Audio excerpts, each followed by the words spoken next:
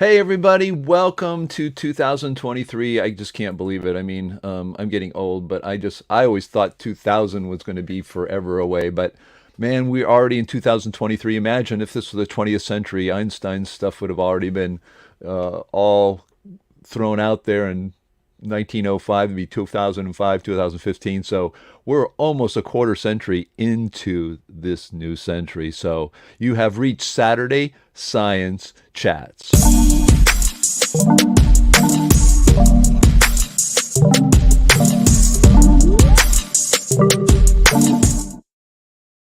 Yes, sir. You've reached Saturday Science Chats. I want to thank everybody again for their support of this channel, and thanks for everybody who's been attending the last few weeks. It's been really great. Ian and all the folks and Franklin have been putting on a great show and great talks. So I do want to thank them. Of course, today we're going to be talking about physicality. How important is it to physics? And remember, like and subscribe because look at these pop-ups. Like and just subscribe because that's how we continue to grow. We're actually I think we're up to over 1,100 for CNPS and for closing, coming up to 5,000 subscribers. And I want to thank everybody. But remember, if you're watching this, even if you're just watching it casually and the recording, just remember, go up and click on the like button. And if you do like this, put the subscribe button because when we go live, you will get notified. So that's always important for us. The Saturday, this is the wrong title, but these are going to be our honorees coming up this year for Lifetime Achievement Awards. Nick Percival and Dr. Glenn Borkert will be receiving Lifetime Achievement Awards, and that's going to be really wonderful. We're going to just chat with those people and talk about their lifetime work, which is just absolutely incredible. Spans decades, in my opinion. These two gentlemen are worth a lot of attention because of their work, and of course, being outside the mainstream, a lot of times, yes, they're not recognized necessarily in mainstream, but that's kind of the way it always works. In the future, I think these two people are going to be have very profound. Oh, look at that! I it's not the Lifetime. I had those two mixed up, folks. I'm sorry. New Year. So this isn't the Lifetime Achievement Awards. This is our formats for see, look there. So the Saturday. So read this title: Saturday Chats from Saturday Formats, and the Lifetime Achievement Awards goes here. So just flip those in your mind. But every other Saturday, I'll be here with Dissident Science and general topics. Dissident Science is my YouTube channel, and I combine us all together with the CMPS, which is growing too. And the other Saturdays, we plan to, as much as we can, do more in-depth topics because we do have people who've been in this for a while and really interesting. And I do want to thank again Ian Cohen and Franklin and Harry Ricker and many other people who have been involved in organize this. Actually, there was another person who organized. So when I talk with Ian, he'll say who. But it's been really great. They've come on Saturdays and talked about things that have much more in-depth level, and it's quite good. And you should check those out. They are recorded, so go back and check those out. We get a lot of people watching those. You can see every week the amount of views of those go up. So I do want to thank them and look forward to more of that kind of stuff in the future this year. And I do want to thank everyone because we were actually I was actually very, very, very pleased and very grateful to the donations. Actually, we had over $2,000, even though the site we were looking for $3,000. We did absolutely go over $2,000 because some people just sent me the money in the old-fashioned way in checks. And we had at least 12 supporters doing that. Some of them quite larger sums. And we now have a bank account that if we were to have no money coming in, which is not the case, we do have money coming in from memberships, that we will be kind of secure all year. But of course, we do need you to still, be members. But I do want to thank those people who, at the end of the year, so especially, it's not always easy because of the finances. Usually it's the beginning of the year you want to do these kinds of things. But people really answered the bell. And we do have almost $3,000 of expensive, just giving you an idea, in December, right now, last month, we had a bill come due of over $800 for our website. Now it sounds like a lot, but if you divide that by, it's our own, really our own little server. It's not just like a web uh, uh, uh, uh, post. I'll get it. It's not like a one of those web hosting where you just have your website. We have our server that is ours. I can go in there as a computer science person and programmer, go into the server and do things. That's why we have a Wiktionary there. We use the Wiktionary for the NL. If you go to wiki.naturalphilosophy.org, you'll get that Wiktionary page. All of those things are on our server, and that server, dedicated server, is there, and that costs us a little less than $100 a month, but that allows us to have all these different things. So, man, I don't know. Are we having senior moments? No. Actually, I'm under the weather and I'm kind of drugged out a little bit. I have that cold that's been going around, at least in our area here in Florida in the United States. So I am kind of a little groggy for taking the medicine here. But thankfully, you won't. If I sneeze, you won't get anything. So, anyways, I want to thank everybody, and I won't put the names out there because I don't have permission. But a couple of people actually gave quite a large sum, and I do want to thank you. And we're good for a while. But of course, you do want to check out our websites, our naturalphilosophy.org. Our community is there. Yes, we do have spam there. I do everything I can to get that spam away, but people are out there. But you can go in there and discuss things in discussion groups. It's kind of like a Facebook, but it's our own website. You can go to beyondmainstream.org if you want to go to our online magazine. You can do that. If you haven't really have been exposed to working outside the mainstream, critical thinkers, you'll see there are lots of scientists working outside the mainstream, really great articles, especially a lot by Harry Ricker. He's a really great writer. You want to check his articles out. I've written a bunch of articles there as well. And so if you're new to the idea that things like the Big Bang, particle physics, even plate tectonics, with the new idea of the idea of expansion tectonics, dark energy, dark matter, all those things, relativity.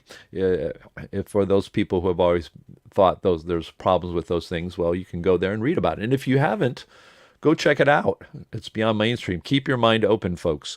Don't believe even what I say or anybody else says. Check it out yourself. And we do have a natural philosophy wiki, and that's on our website. And that's one of the reasons we have to pay our money every year to keep those kinds of things up and available, because those are literally maintained on a server by a person like myself to keep those going. So check those things out. And of course, we do have our memberships. I do see our membership flying. We do have one of the things about our membership. It is a service, and that service is like $200 a year. Okay, it comes out to be what, a little less than $20 a month. Well, that keeps track of when a person signs up to be a monthly or annual membership. They do get billed automatically, or they're reminded automatically. It's all taken care of, and basically the money goes into a PayPal account, which I then move to our bank account for the CMPS. So that's how it works. So even that is paid. And of course, we do take donations, and people do generously give. A lot of people are retired who work in this area because, when you're during your regular lifetime, you're working either at your job and don't have the time, or if you're a person who is butting your head against mainstream, you're not likely going to get support from wherever you are. And so a lot of people are retired, and a lot of times the people in the retirement will give some more generous donations because they know that this cause is near and dear to them. So it's greatly appreciated, and that does keep us going. But today we're going to be talking about physicality. How important is it to physics? To me, and a lot of people, it's the utmost of importance. But to some people, it isn't. And I think that's a really interesting dichotomy, different points of view. Why is it that to some of us, to me, I want to know the physicality of everything, light and magnetism and all that. I'm tired of just forces and equations. And, I love equations myself, as many people know, and I repeat way too often. Yeah, I'm a mathematician. I got my bachelor's of science in mathematics, so I love mathematics. And even though the real number system is screwed up, It does. It is quite. It works and is quite very useful. And so the idea of physicality is it important to physics? It's kind of two questions there. One, is it important to physics as a philosophical question, not one of is it specifically. The other one is specifically to the mainstream, because I'm going to talk a little. I'm going to start us off here today and give a little presentation, some ideas on physicality. And you'll see that, especially modern physics, physicality has been just put by the wayside. And in a lot of our own minds, myself including, especially in quantum mechanics, it's something that really has gotten in the way of physics. So let me talk a little bit about this subject before we get into discussion. So the history of, I think it's of physicality, it's air, water, fire, and earth. I think those are the four elements, I believe, that were talked about all the way till Newton's time. In fact, I saw a documentary on Newton because I'm a real big Newton fan, not an Einstein fan, but and it was interesting that he really actually worked in that area for quite a while, working with the four elements, I guess. I hope I got those right. And then, of course, as Newton went further and he started to, excuse me, again, I have a cold, apologize. We'll have some coffee here. He did come up with some physicality for light. He called it corpuscles. Of course, he had a problem with that because how do you get frequency or wavelength, either one, out of a particle? And that was a problem for him. And so he was trying to make different size particles. But that was kind of a first attempt to give some physicality to light. And then Lesage came up with corpuscles, but this time for gravity, the Lesage gravity, and again, a physical representation for gravity. And of course, when I first got into the NPA, the Natural Philosophy Alliance, which has turned into a newer name of the John Chappell Natural Philosophy Society, I was told, of course, Lesage is an old idea, and that if you have gravity, it would heat everything up. And so that would, that just can't be. Of course, that is an opinion more, and there was not a lot to back that up, actually. But so the Lesage corpuscles for gravity is, still an idea for gravity. Ether, of course, was a really big one, especially in the 1800s, and people were looking again. I contend, and I imagine that's the historical perspective, is that trying to figure out what light is. Light is something real. When you shine light, when light falls on something, it causes reactions. So there's a physical reaction there. So people thought there's a physicality to it. And so they looked at ether. Now, of course, because it was wave-like, that's why they talked about ether. And actually, well, no, that's thinking the wrong person. Glenn Borkert, he's an etherist, but his ether is descriptive. I just read a paper in 2009 about his ether going in all directions randomly, which is like more of a gravity. But I digress. The ether is, in the 1800s, really a kind of somewhat stationary, because it has to be, because if you transmit waves through a medium, the particles can't just, they're not traveling at the speed of light necessarily. I don't see how that works, but basically it's kind of like it sits there. It's kind of almost like a reference frame in the universe, and then waves go through it. And quite a few people today still subscribe to ether. But in the 1800s, Michelson Morley did some experiments which was going to show our traveling through this kind of stationary ether. And of course, they didn't find that. They got this null result. And people, even in our dissonant community, talk about this a lot. So it's important to these people talking about this, because, and I think people, especially in our group, the vast majority of people are etherists. Again, the idea is to give physicality to light. So if you are a person who says, I don't believe in physicality, but then you say, I believe there's an ether, then that's kind of weird in some sense, because ether is purpose is to give physicality light. Of course, then we have also the space-time I put that in here, but it's not. There's nothing physical about that, in my opinion. But anyways, that's kind of the some of the history of the physicality of what we've been trying to look at.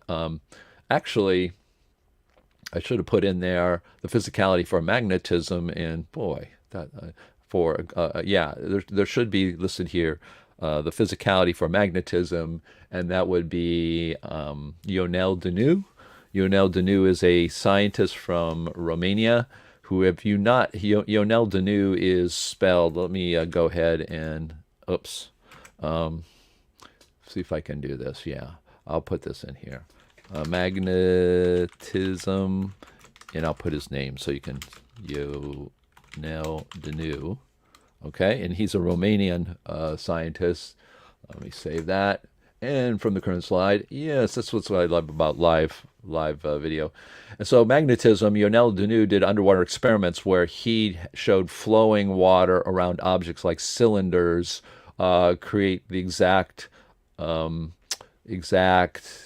replicating the exact behavior of magnets. And that was in 2004 or 2006, 2008, around that area. I don't want to quote the years. So that was also to give some physicality for magnetism. And there have been other ideas. My dad has, well, I should put that in there too. Okay. Yeah, my dad put in there light duality. So that was done by Robert de Hilster in 2015, where he gave a particle model of light that is different from everyone else, which are waves of particles. So you can't have light being a particle, but it has to be a lot more than one particle to be. So those are some of the physicality things. Of course, you have the photon come along, and that's Einstein's photoelectric effect. And of course, you have laser beams, and beams must be particles is sort of an idea that I've heard of. Now, I'm not sure really the origin of it, but I know I heard it from Bill Lucas, Dr. Bill Lucas. And he says, if you can make a beam out of something, then it is a particle. And of course, lasers, we do make laser beams. So it is a photon. This is a model that the light would be, in this case, a particle. And that was really postulated, the photon, by Einstein. So that got away from the idea of, light being in, I'm not saying that it gets away, but light being a wave, the idea of a photon came along when Einstein said, well, light hits something, and then something gets hit out of an atom, and something is ejected, and that's because you have to have so much force, and that force comes from light, and that light is a particle. So that was that. Okay, I do have this little comic strip that's been really controversial. Man, people, I don't really understand why people get so upset about humor, because it is humor, and I put some of these out on my Dissident Facebook page, and it's just like, come on, folks, just relax. Anyways, this is a good one. A lot of people actually copied this, but this is, I call it Newton's World, because I believe, everything's Newtonian. So I call it Newton's World. So I have the ability to put whatever I want in here. So it's kind of a nice program that allows you to make these cartoons. So here's one I made. It says, there's Copernicus. I put the sun at the center of the solar system. That's the first one. And there's Newton. He says, I came up with the first equation for gravity. And Einstein says, I came up with space-time curvature. And Copernicus replies, "Oh, you mean that rubber sheet?" He says, and then Newton chimes in. He's got, you take nothing, space and time, a man-made concept for measuring movement, put them together, and you get a rubber sheet. And of course, Einstein's really mad, and he goes, he says, "You seem a little tenser than normal, Al." Good one, Newt. So, anyways, kind of fun. Making fun of the space-time curvature. I remember also Dr. Carazani, my mentor. We went to an Einstein exhibit in 2005 when I started my film Einstein Wrong. the documentary, and he went in there and he was talking. I couldn't film in there; they wouldn't allow me. But he was talking to a guy who was in one of those big funnels. You know how you have those funnels, and you put the coin in it, and it goes round and round, and that's supposed to represent gravity, right? So there was also one with a rubber sheet, and so Dr. Karazani, has a doctoral in physics, who showed Einstein wrong with two ways, both conceptually and mathematically, special relativity, and he asked the guy, what is this rubber sheet? And the guy was there just to demonstrate, and he's supposed to have all lots of answers to questions, and he thought about it and he looked about it, and he says, it's time for my lunch, and he literally went away, walked away, and said, it's time for my lunch, because he couldn't answer it. So I thought that was kind of fun. Anyway, space-time. This is the definition from, I don't know if it's Wikipedia, but I think it may be. Space-time is a mathematical model, so there you go, it's not physical, that combines 3 dimensions of space and 1 dimension of time into a single 4-dimensional manifold. I mean, if there's about 0 here that is physical. I mean, a mathematical model, it's not a physical model, it's a mathematical model. In fact, when my father and I were doing our book on what we call the particle model, we're calling it a different title now, but I gave that book to a friend of mine, and we were talking afterwards. He kind of just shoved it back. He says, "Gravity's a push." He couldn't get that far. And I said, yeah, there's no poles in the universe. This whole idea of attraction is more of a directional description by we humans than it is a physical, everything's a push. But besides that, I said, well, what do you think gravity is? Well, it's tensor equations. I said, so you think gravity, the actual thing, gravity, is tensor equations? And he says, of course. I said, but that's mathematical model. That's not for real. He says, no. Tensor equations, tensors are real. So in his mind, and in a lot of people's minds, mathematical model has become a real physicality. Somehow we've leaped to that. And if you look even philosophically and you looked at it logically, of course, that's not true. The problem with us in the 20th century, we allowed ourselves to take anything and make it into anything. So we could take the non-physical, make it physical. We can take the physical and make it non-physical. We did all kinds of things violating, physicality left and right. And space-time's a good example of that. A one dimension, there's the idea, I mean, if you look at words, that's what my job is. I'm in natural language processing, computer science, and I've got a master's in linguistics. And my whole life in the last 3 decades or more is to literally spend all day long thinking about meanings of words. Why do we have them? What do they mean? So we can get computers to understand that. And so, yeah, I mean, the whole idea of dimensions, 3 dimensions, that's where it comes from. So there are 3 dimensions. That's where it comes from. It didn't come from 1 dimension. It doesn't come from 2 dimensions. We had 3 dimensions. That's the origin of dimensions, and that's what nth dimensions are. There are 3 of them. Then, for some reason, we can use it because we can write it down. There's the number 3 in front of dimensions. Well, I can write the word 1 dimension. It doesn't make sense. It's like saying I have a frequency. I have 1 particle in the entire universe, and it has a frequency of 3. How can you do that? You can't. You can't do that. You can't do that because frequency requires frequent, one more than one. So space-time is a perfect example of how we have just gotten completely away from physicality. We start inventing things like 1 dimensions and 2 dimensions and 3 dimensions and 4 dimensions, when in reality if you look at the physical world, there are 3 dimensions. We can locate things from where we are, relatively speaking, not in a sense of Einsteinian relativity, but in the sense of Galilean relativity, I guess you would call it. And again, we make words up, and therefore, because we say them, we make them into something real, and they're not. So this whole idea of if you just look at this linguistically, 4-dimensional, that's an impossibility. That's a fantasy. That's science fiction. there aren't four dimensions because dimension means a place, a physical place in space. If you're asking about time, where time and space is, you're now starting to talk about movement within the three dimensions. You're not talking about a fourth dimension. So this is how we have just completely, probably using linguistically, have gotten ourselves into trouble.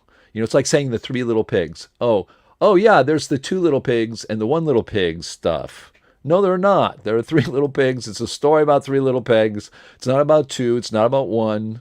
That only exists with those three pigs together. It's the same thing here. So now we have one dimensions and two dimensions and four dimensions, strings or zero dimensions. It's crazy. Can we say it? Yeah, it's poetry. We can say whatever we want. We can think whatever we want. We can think that this is real. But again, if you just look at it logically and linguistically and what things, people have words, human beings throughout history have words because they have words to describe things they know about the world. They don't, only when we got to the point of coming up with orthographic systems, which are writing systems, where we could write down what we say and what we're trying to mean, that we then started playing around with that, and then we destroyed something like, what it is. So three dimensions gets put into 1, 2, and 3, and 4, and 12, and 11, and that kind of stuff. So, and again, mathematically, well, yeah, you can put them into vectors and arrays and those kinds of things. And yeah, you can make those. You can extend those mathematically. But again, the idea of three dimensions doesn't come from mathematics somewhere who someone came up to it because they were doing all dimensions that existed. Didn't happen that way. So we just got to be really careful. So here's the rest of it. Space-time diagrams can be used to visualize relative effects such as why different observers perceive different where and when. Man, I won't even get into that. We're not going to talk about that today. So here's the interesting thing. If you Google periodic table, you're going to see the next thing, which is the physicality of the let me get this all right here. Physicality of the atom. And so what's really cool is you can come up to this. Let me make it just a little bit bigger. You can come up to this, and it comes up only in Google for some reason. I don't know why. I think they do their own thing. But you can click on this, and it's really cool. Over here, then you can see the atom. You can kind of drag it around. And this is, when you look at this, if you come to this page, you're going to see that, it's there's the atomic structure, and you see red balls and blue balls. This must be neutrons and protons. And you see electrons, and you see orbits. So there are different types of orbits. Of course, there's SPDF orbits, and those have certain configurations. They're kind of well known.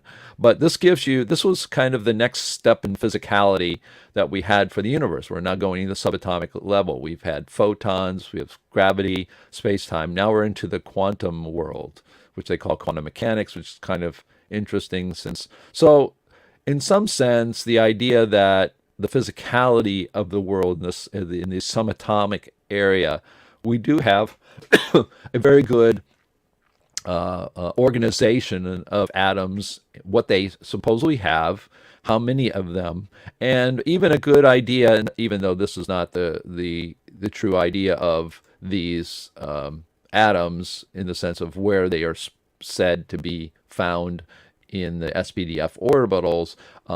This is our next step in the physicality. So that's quite a lot of fun. Just check it out. Just put periodic table in Google, and you can kind of play around with that. So I thought that was pretty cool.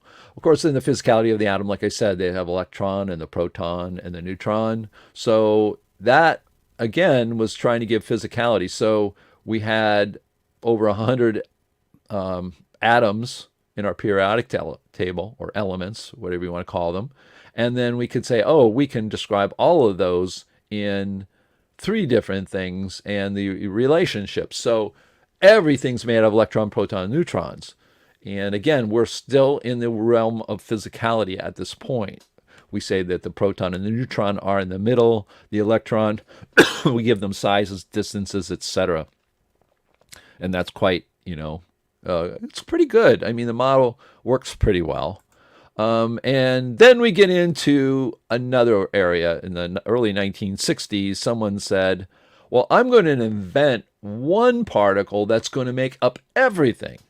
And of course, you get into it kind of failed miserably because it's not one particle. But I thought it's really interesting to take a look. Go to Wikipedia, and this picture has been there for a long time. I don't know if it's been since Wikipedia's been made, and somebody made the entry for quarks. But this is the picture of quarks. Now, this is not physical. They try to make it kind of physical, right? They make balls, and they're different colors. You can see they're three-dimensional because that's what this is. In fact, if you study vision in human beings, the number one thing that gives us clues about the three-dimensionality of the world are shadows from light. So that's interesting. It's a whole new subject. If you ever want to look at that, there's a lot of actually really great optical illusion experiments that show us how we can fool ourselves that things are three-dimensional when they're really not, just by our neural network in our head likes to see shadows, and that's how we interpret stuff. So shadows, bright spots, this is kind of the opposite of a shadow. So they have three little spheres together and some squiggly lines, and up and down quarks, I would imagine these are, and up, charm, top, down, strange, bottom. I mean,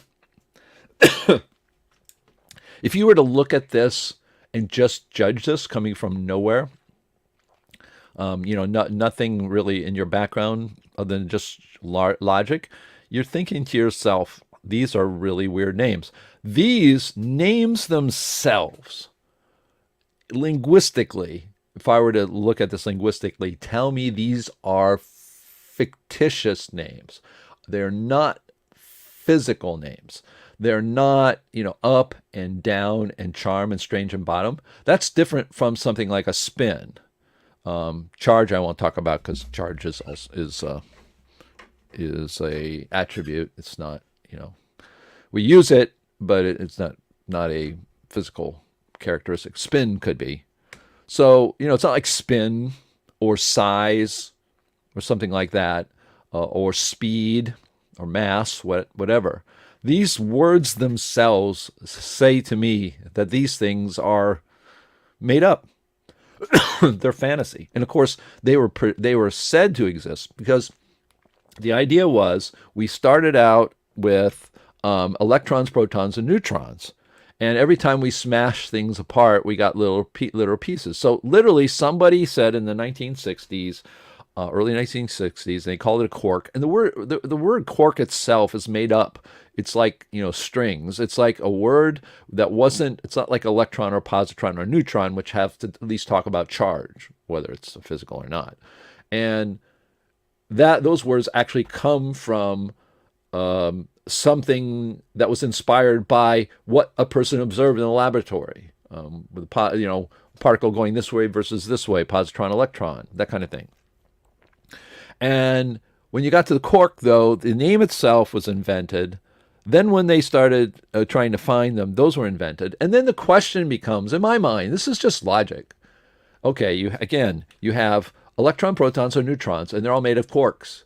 Okay, we went from 100 or so atoms to 3 subatomic particles to 1 particle. Oh, but there's 1, 2, 3, 4, 5, 6 of them. So wait a minute. We went from 3 to 6, but it's called the same. So why don't we call this is an atom? So if you go back up, that makes sense. An atom is made up, then we're made up of more stuff, and this is made up of more stuff. But the idea of quarks was everything were going to be made out of this.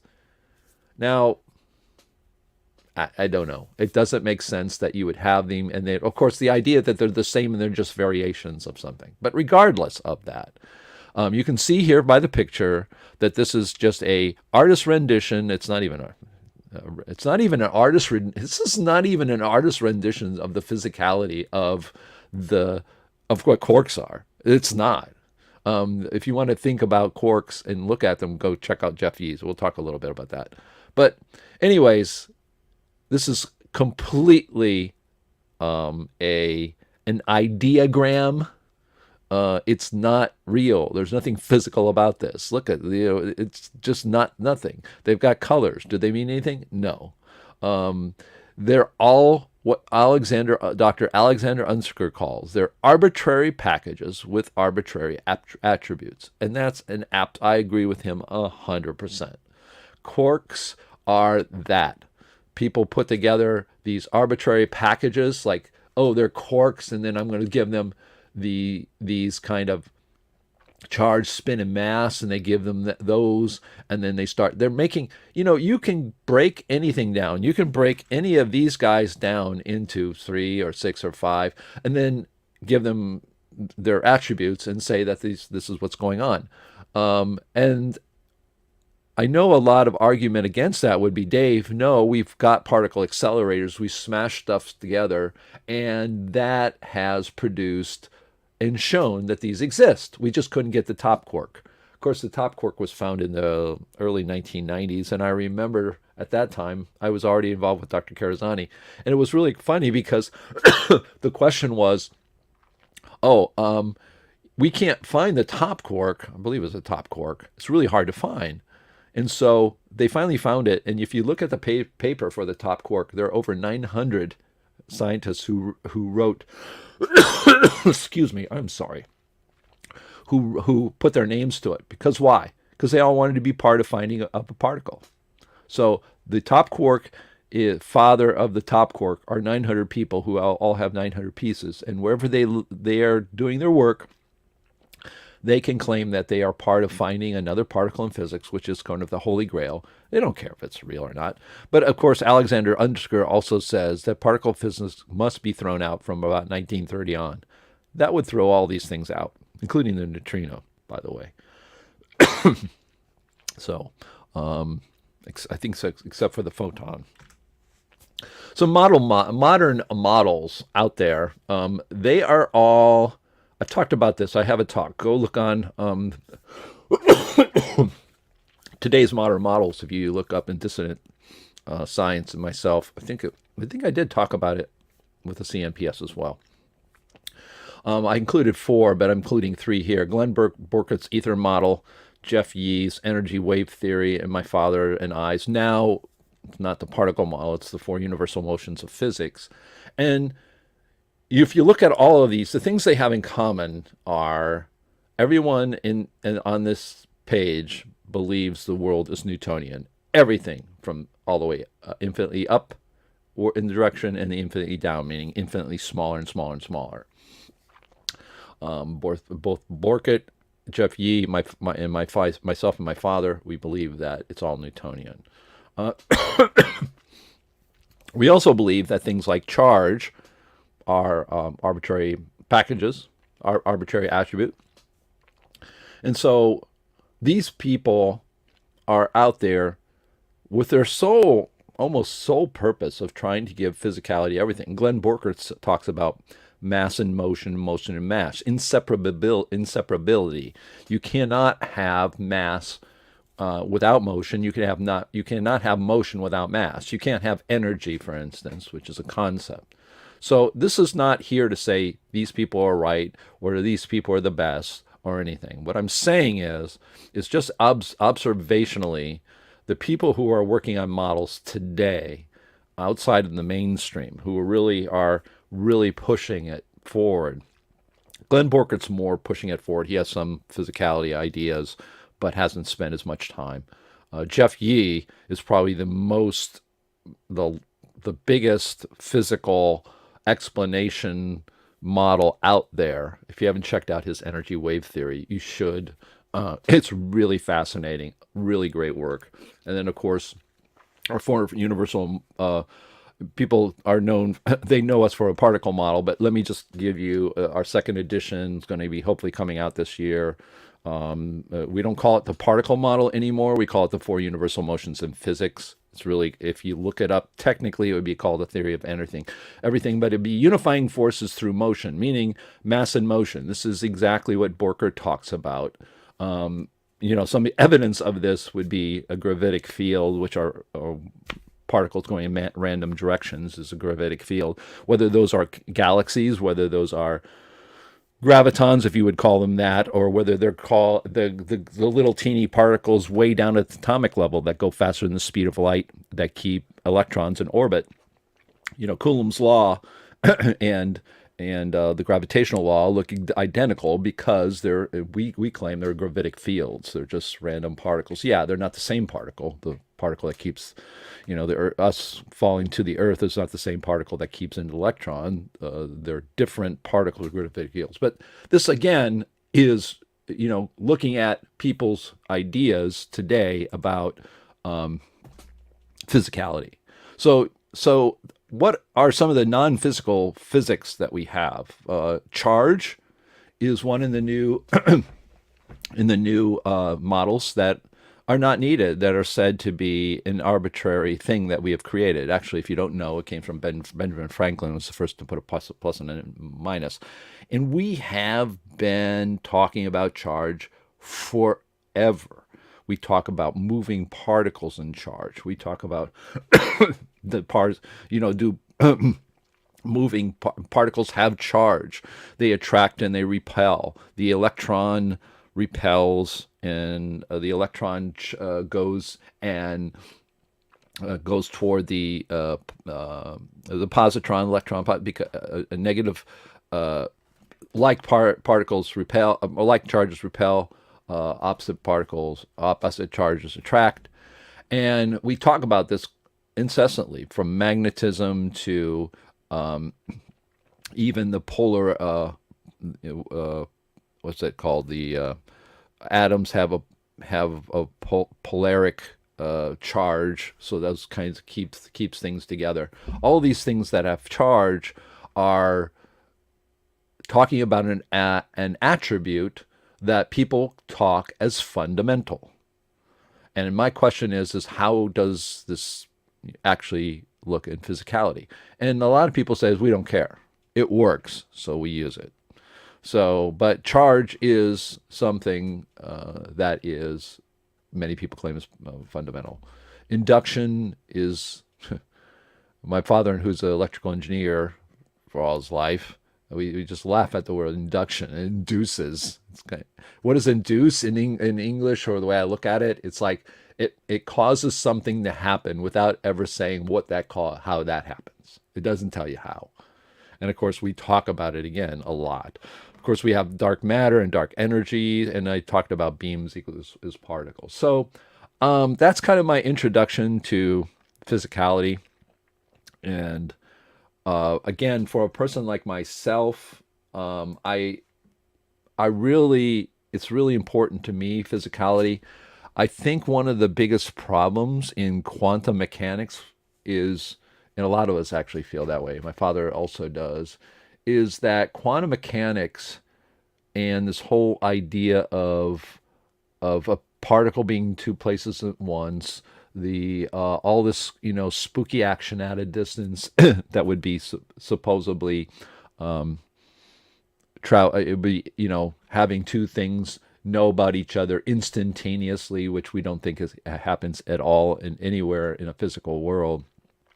But quantum mechanics, when they say I'm sending one electron or I'm sending one of these, that in reality the answer to some of us is that they're not sending one thing. And so the idea is not the specifics of my father and I's explanation for the double slit experiments and why you see a wave versus not a wave. It's the observation, etc. It's not that. The thing is that what the claim is that we don't. The reason we suffer from the craziness of quantum mechanics, the craziness of that, is because there's no physicality. Physics suffers, like quantum mechanics. It suffers from no physicality. That is a claim that if we knew the physicality of everything, if we knew what was really going on, that when we were we knew what light was, we had a model for it, a physical model for it. We knew what all these other things were, magnetism, all those things. We have physical model for all of that. Then that would tell us really what's happening, and we wouldn't come up with these ridiculously paradoxical, logical problems that quantum mechanics has. And I mean, that's a claim from some of us. I put that there. Quantum mechanics suffers from no physicality, and and this is the argument that we don't need physicality because we can explain things sufficiently. I guess this is the argument that I'm saying. I know, for instance, Ian doesn't care about physicality, but what I'm saying would be the quantum mechanics, the reason we have such absurd things come out of it, like quantum eraser experiments that a photon will go one way around a sun on its way to my eye versus going around the other side if you're using a telescope, and it's the collective consciousness of all observers that make the photon go. I mean, the reason we get into that ridiculousness is because we're looking at an experiment saying that, oh, a particle's in two places, when in reality, that can't happen. If you have two things, if there are things in two places, those are two separate things. And when we say we're shooting one particle, it must be more than one particle. Those are the ideas. But the idea is that what is really suffering here is our inability to know what those things are. So therefore we don't. That's why it's kind of funny. Anyways, I've talked. The idea of the talk was to get kind of a lot of ideas in your heads to get moving here. And a couple of things before we start our discussion here is, if you do want to join us, you can go to live.naturalphilosophy.org. We do have what I call the green room. You can come in here and come on air. You don't have to show your video. You can just not show it, and you can just talk. Or you can come on and talk and argue and do whatever. But I think what's really great about this technology is exactly that. And if you are a person who is in the chat and you do want to bring up a question or a comment or something, just put question, colon, or comment in the chat. And we do get all the chats from all three places we're broadcasting. We're broadcasting live now to the CMPS YouTube channel, also Dissidence Science YouTube channel, and the Facebook CMPS Facebook channel. So if no matter where you're at, if you put in those chat, we do see it. We're using StreamYard, and we'll be able to see your questions. So if you do have a question, then please put it in here. So I'd like to talk to somebody here. First of all, I'd just like to talk to somebody who I know for a fact is not a person who's not too interested in physicality, and I don't take that offensively. And if this person and I have this terrible chasm that we'll never be able to span, but I think it's more interesting to me is to figure out why, I know why I want physicality, because things like quantum mechanics just falls apart because we don't know what the things we're not talking. We talk about what things physically happening, and we have no idea because we don't even know what light is. We don't know gravity is, magnetism. I get that. I want to know from anybody who says physicality isn't that important, and I'm going to bring up somebody here because I know he knows who he is. Hey, Ian, how are you? Very well, thank you, David. I was thinking of this point as you were speaking, because I think, if I may say so, you're attributing to me a sort of a disbelief in physicality, or an opposition to physicality in an extreme way, which I probably don't actually have. Right, sure. No, I was talking more about philosophically. I do agree. I don't think you're a person who just is super radical. But I think when you're talking about physics and what we do, you tend to say, I'm not interested in that aspect. Whereas a person like myself says the reason we're so lost in physics is we don't think about the physicality. So what I'm interested in is your philosophy at that level. Not that you don't think there's physicality in the world, because we're in the physicality. I think you claim. I'm really interested sincerely in that point of view, not as somebody to say you're wrong, but try to understand it, right? Okay. Well, I think perhaps what I do is, from our mathematical formulation of systems, which is basically just modeling what is observed in the real world, and using the powerful tool of mathematics to quantify it in detail, rather than just use language, which is less precise. Well, when we get that, I'm interested in looking at effects, forces, and how things move, and all that sort of thing. Now, where my skepticism, I think, comes in is where we're looking at things which cannot be observed directly. So I'm talking probably about the microscopic scale, where we say, oh, there must be quarks, or even there must be subatomic particles, and there must be such and such, and all that sort of thing. We may have certain models that conform to results, but are they actually real? There's no way of proving that these subatomic particles are actually real, rather than that they are just models which give us correct results. So I'm certainly interested in physicality on the macroscopic scale, things that we can observe, and if we find there are certain forces, and if we find, well, there are particles or there are fluids that give rise to these forces, well then, yeah, that's fine. That's physicality. But when we start looking at sort of macroscopic laws of electromagnetic induction or something like that, and then start going into great detail on what must be happening at the microscopic scale, it's really just speculation, I think, and I'm not even sure if there's any merit to it. So yeah, one of the things you did say is right now is that there's a detailed explanation. I don't see that so much. I think it's more of a generalized kind of explanation. Maybe you could elaborate more on what you see as detailed, because what I see is kind of more generalized kind of talk about it than it is in exactly happening. What do you mean by the detail? That I'm interested in that idea. You mean when I was referring to the microscopic? Yeah. So you're saying that you think that it's. I agree. The whole thing is what I'm saying is the reason you shouldn't talk about it is because you're kind of you don't have a physicality. We may not know it. You're saying we may not know it, but why are we talking about it if, I guess what it was detailed, because I don't see even mainstream talking about detailed, I don't know what you mean by the detailed part of the really microscopic. Maybe you could explain that more. Yeah.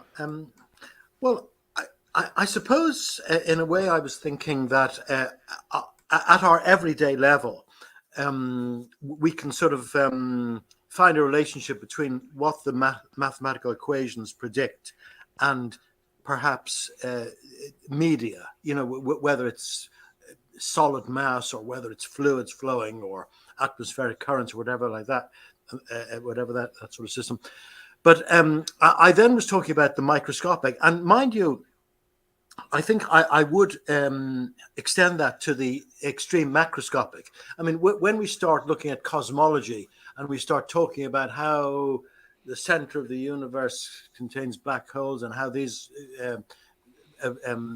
operate and so on and so forth, to me, I'm not even sure if there's any value in that. Now, I know I'm speaking very fundamentally against accepted wisdom, but that probably isn't a problem in this forum. So I'm not only talking about the microscopic, which we can never really prove, and we're probably just letting our imagination, extend to providing pseudo particles that would produce the sort of effects that we observe. But I'm also extending it to the very large, in areas, completely divorced from us in space, in the universe. So in other words, I'm saying that if we cannot observe these particles and masses, I think there's limited advantage in going into details. What we ought to do, I think, is concentrate on the mathematical formulations which are consistent with experiment insofar as we're able to perform these experiments, and then predict the forces and how the various parameters change in time and in space, rather than go into great detail about what the particles look like and whether they have that they're solid, or whether they have they're strings, or whether they're squares, or this sort of thing. So I don't know if that explains, my use of the term detailed sufficiently. No, I think so. No, I agree. Okay, so you're saying basically we get to points where when we're talking about physicality, both at the microscopic and the macroscopic level, that we're really starting to just kind of make stuff up with really like a black hole. It's very simple. A black hole, we don't have like data from it. Even the quote unquote photo of a black hole, if you look at it in the criticisms of it, they're very merited. The idea of how, if you really read how they did it, it's really, even if let's just say this. I mean, there's probably something like a black hole where they looked and what in the image that they're generating. But to get any idea of what it's really doing, it's only gonna come when we get real experimental, or data from it in some way, right? We'll see something. If there's a jet coming out of what's supposedly a black hole to me is just anything that light. It's a body that doesn't emit light. I mean, or reflect light necessarily. But yeah, if we don't have any kinds of real data with it, I mean, then what are we doing? We're just speculating, right? I think that's what you're saying. We're just speculation. And the same thing even with quarks. I mean, when we get down to that level, because we could make electron beams, we can supposedly, have protons to, I guess, accelerate in particle accelerators. So we kind of think we've got our handle on something there, a nucleus of some kind, right? But then the moment we go and we're hitting and smashing things together and we see all these trails and stuff, and then you look, if you read a book like Alexander Unger's, The Higgs Fake, you get into the question of, like, I can see what you're saying.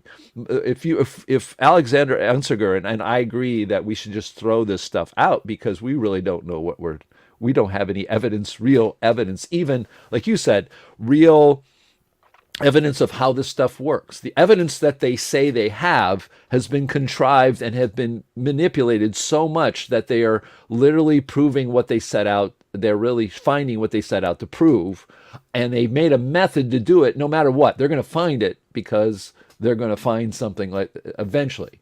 So the idea that when they're smashing things together and then they start conjecturing that there's a quark and then they go looking for it, it kind of goes against one of the things I've always hated in the modern physics. Was it used to be you saw something first and then you started writing equations for it.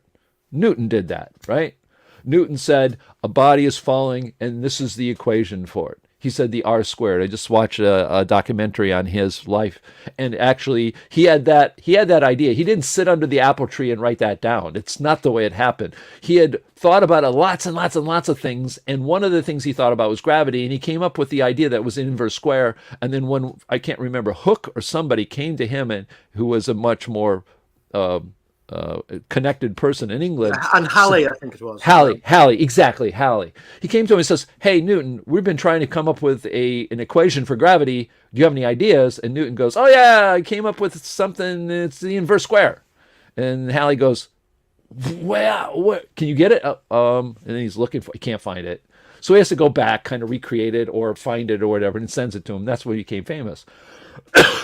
But what was happening at that point is what you're saying. We come up with equations to describe something. And that's what and Newton never, at least Newton was humble enough to say, I didn't know what was really causing that. But I certainly have a very useful equation to describe it. So the problem, I think what you're saying is something like I've always thought as well, is, what we do today is really a non-physical exercise. We have Coulomb's law, and we have the gravitational law, what we call laws. It's just, we use the same words here, and these are equations, and those equations can be used, and they can be help us predict things. The idea in physics is to write equations so that we can calculate where that spaceship will be at some certain point of time with all these other bodies around it. And then the time we then go down into the quarks, and the time we go to the black holes, now we're getting into areas where we don't have a ton of observation of anything, and it's all speculation at that point. And the question is, are we wasting our time? Yeah. I mean, when you have Alexander Unziger, a doctor in science from Germany, saying we should throw everything out in particle physics from 1930 on, you still, before that, you still have the electron, proton, neutron. It's still around because you can kind of get a lot of data on that. And I guess what you're saying is, let me just put this up. I'm going to put this up. Yes, it's from my book, folks. It's not pushing. It's just an example. So here we have is the two, what you're saying. So what happens is, Ian, you're saying these things are important to us. These are what we're after in science. What my father and I are saying that we can describe why this is. This equation and this equation will and mathematically can be derived from random particles moving in random directions. Both of these. Now, that doesn't tell us what those are. It doesn't tell us the size of those. But the thing is the difference is between you and I, my father and I, and yourself, is these equations are the things that are fundamental and are useful, and that we in physics we should be looking at. We who are trying to look at physicality and take it one step further are saying we think these forces of equations are caused by these motions of particles. We don't say what they necessarily are.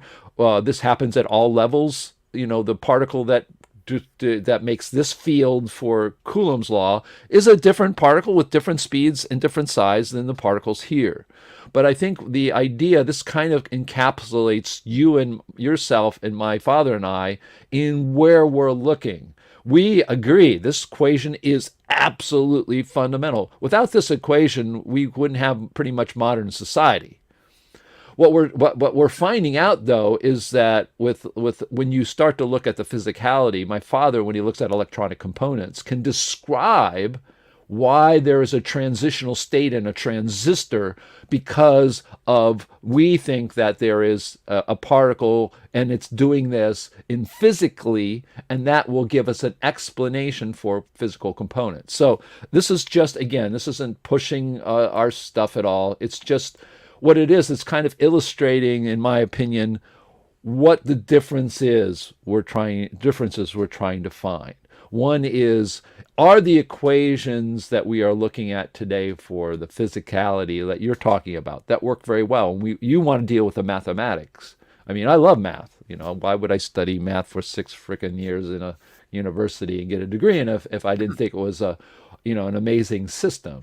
But the question then is what I think we may be saying kind of the same thing. You're saying we shouldn't even look at quarks and all these other things because we don't have any equation to describe anything. We don't have anything.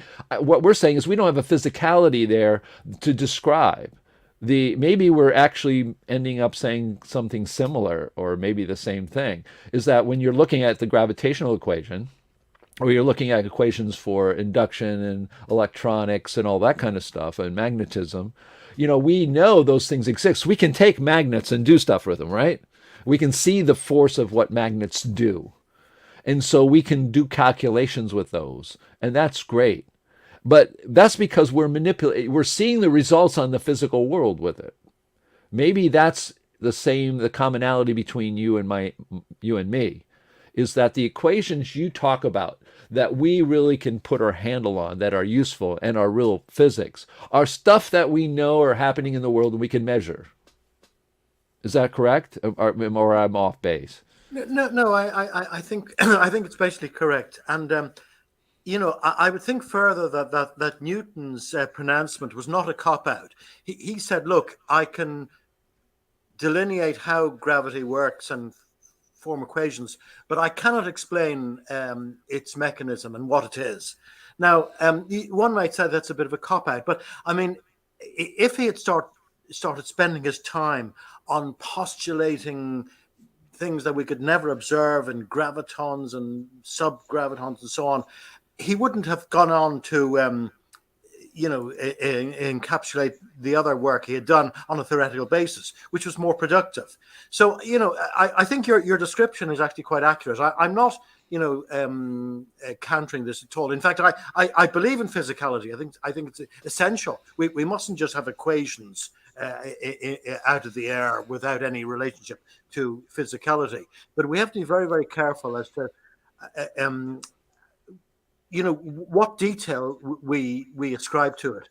The world is a very, very complex phenomenon, obviously, and the mathematical equations we have are basically models. We talk about mathematical models; they're approximations, Right. and the physical models we have are no more than that. They're merely models as well. They're not ultimate reality. You might say, what is ultimate realities? But there we're getting into philosophy, and that's perhaps for another discussion. Yeah. I don't know. Did you ever meet Peter Marquardt or not? I have spoken to him actually. Well, I've been in email correspondence with him. Yes. Oh, Um, he's an amazing guy. You would love him. He and I and you would just talk for hours. He's more of the philosophical side of science, philosophy, and he's on the air. He's just one of those people who doesn't have a lot of uh, access to the internet and stuff. But he was one of the people I always enjoyed coming to our conferences. He always had amazing papers and talked about these kinds of things that you and I seem to have a lot of affinity for. So he's in there. I want to say hello to Peter Marquardt. Miss you greatly, sir. I hope you're as well as you can be. He says caring for the meaning of words and sticking to it is important. Energy is not action. Math is not theoretical physics. Entropy is not just disorder, and so on.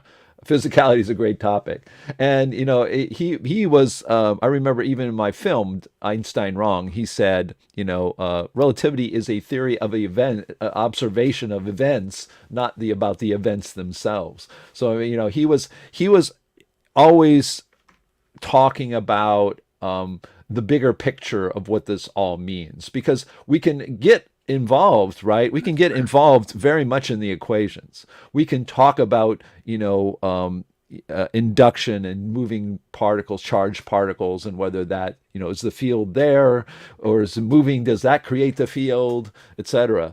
But I mean, you kind of got to step back at times like this and understand where the boundaries are and what the words are, because this is what Peter's saying: caring for the meaning of words and sticking to it is important. It's absolutely important, because one of the problems is like when you and I are talking, we use our own. There in linguistics we have dialects, we have languages, and we have dialects. Dialects are larger groups of a language that have differences from another of the same language. English has dialects. There's also in linguistics a thing called, I love the name, idiolect, and that is for each person, you and me and every human being. We do not have the same model of language, as much as we think we do, for English in our heads. We all have in our head what our brains have come up with, what our rules of a language called English in this case are. But I have certain quirks where almost everyone has a wrong definition of a word somewhere.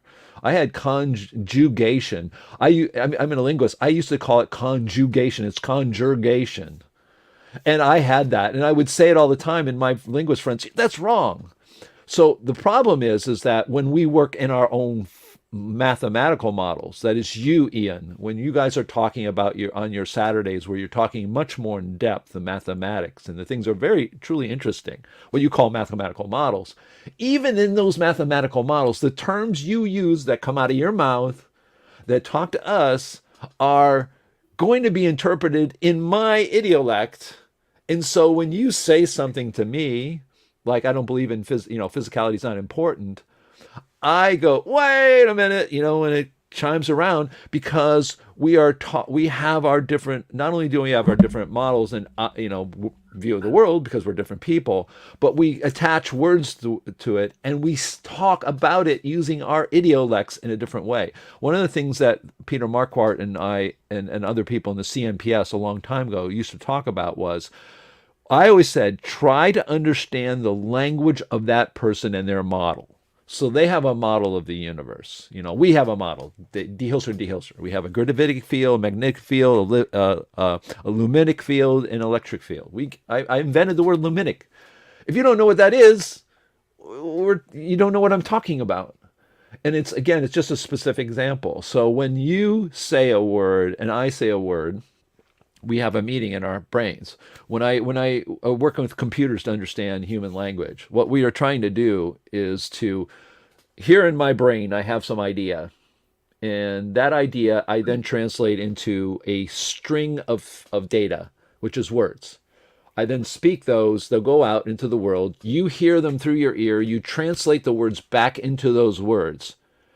Look at the way the model English is constructed, and then I try to I say, John kicked the ball. Now in your brain, that utterance will try to recreate. My idea is in language is to try to recreate the thing that's in my brain in your brain, and from this part through my language through into your brain, there's a lot of places it can go wrong, right? I mean, I could say a word that could be a trigger word to you that would be very, important to you and not important to me, or vice versa. So it is really, I always tell people, when you're listening to a person, try to understand their language. Just like when you hear a foreign speaker speaking English and they call, or a person from England calling potato chips crisps. People get all, oh, that's so amazing, Yeah, I have to, when you say crisp, I will say, oh, he's talking about a potato chip, because you have to have a translator. So if you go into it and read my father and I's book, or Jeff Yee's book, or Glenn Borkert's book, and he talks about consopponability, you better know what that is. Find out what consopponability means to him. It means being self-consistent. I love that word, actually. Consopponability is saying, I have this idea for my model and this idea for the model. They better be logically compatible. It's not like, oh, the speed of light's the same. It's the same for everybody in their inertial frames, and the laws of physics are the same in every inertial frame. That's got incompatibility. Because if I see light that's going at a different speed, and you see to me, and you see light going at a different speed, which is another speed, and they're supposed to be the same, there's a compatibility. So there's all kinds of things that we will get mixed up when we are talking to each other. That, as Peter says, caring for the meaning of words is important. So my advice to anybody in this area, try to understand the language and lingo and the idiolect of that person or their model or the way they speak, so that we don't get ourselves in trouble. A lot of times we're really arguing about the same thing, and we end up finding we are. You said that, I think, earlier, when this kind of stuck in my brain when we were talking about it, and you said, well, physicality is not important. That kind of hit me like, a ton of bricks. It's like, that's all I care about. And it doesn't, but if you look at it, we end up saying the same things. Do I think black holes and pictures of black holes and all these equations about them ridiculous? Yeah. Do I think all these quarks and charms and up and down and all these crazy things? Yeah. Do you believe the same? Yeah. And do we believe that the things we do have a handle on, like, Coulomb's law or the things that we measure in real physics labs are real and important? We can write equations, and writing equations is important. Yeah. So we're really on the same page. We may just be looking at it a different thing. I think that's really what it is. What we're trying to do is say, my whole goal was, what is light? What is magnetism? Because I believe it's real. I don't believe that magnetism is a magical thing. I don't think charge is a magical thing. I think there's going to eventually be a physicality. That's a question I have for you. So even though we can't get at these things and we don't have data, do you think we will be able to? Do you think we'll be able to say someday, no, charge is an arbitrary thing. We put a plus and a minus and they have attract. But when reality, like, okay, maybe de Hilster are right. It's a gravitic field and it's really not charged. That's why they attract. Okay. Do you think that that is possible? Because there's some kind of thing when you talk that it sounds like it's almost inevitable that we're not going to get there ever. Or am I completely reading that wrong? Yeah, that would sound quite a pessimistic view. I mean, by the way, just say first that I'm not too surprised that we've reached this sort of difficult situation, this impasse where we're going further and further into these microscopic particles and speculating, because I think once we started down this road, it was probably inevitable that we kept on going further and further and further, and then quarks would come, and all these other factors. But to answer your other question, sorry, I've just lost it now. Which was Yeah, yeah. No, the question is, if yeah, you're saying, all these things, we're not going to get there. yeah. Well, are we going to get there? Well, it depends. I mean, I would think that if it is actually true that these other luminous magnetic forces are gravitic, say they have an origin in the same way as gravitational forces do. If that is the case, I don't know if it is, but if it is, I wouldn't say that we won't get there. That will come out. That's true. If that's part of your thesis, I think if it is true, it will be substantiated. Now, if it isn't true, well, maybe we'll never be able to establish that one way or the other. So I think things like that will come out. Yes, certainly. But in regard to ultimate reality and whether you could sort of postulate these particles, it might be difficult to prove that a quark doesn't exist, for example. I'd prefer to take the view that I think you do, that you'd have to establish beyond reasonable doubt that it does exist in the physical sense, to my senses and to my instruments. But to prove that it doesn't exist might be quite difficult. Yeah, yeah. That's proving non-existence is the Yeah. same as even proving existence. There's something there, but yeah, I agree. But yeah, so what you're saying is that no, we can go further down, but your criteria is kind of like my criteria.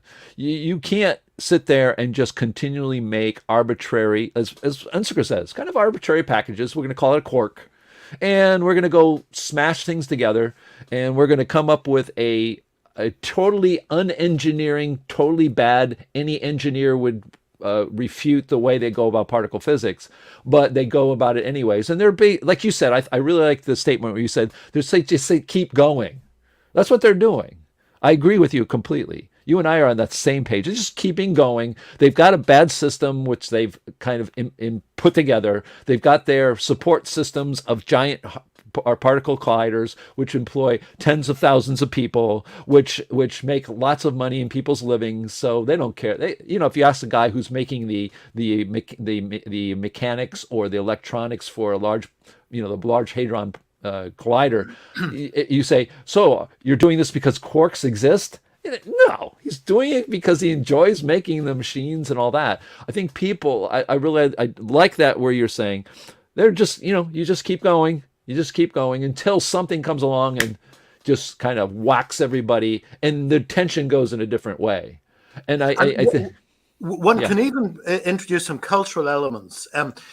For example, Gell-Mann and people like that, particularly in the United States, who introduced these concepts in the first place in the 60s, as you said, they were a lot of these young physicists at the time. Well, he's dead now, but they were young at the time, and they were quite interested in James Joyce. They were reading James Joyce, and they people like Gell-Mann and his colleagues, they came across the bit in Finnegan's Wake where they're in a pub and they're toasting. It's the Tristan and Isolde story again. King Mark of Cornwall, and they say 3 quarts for Muster Mark.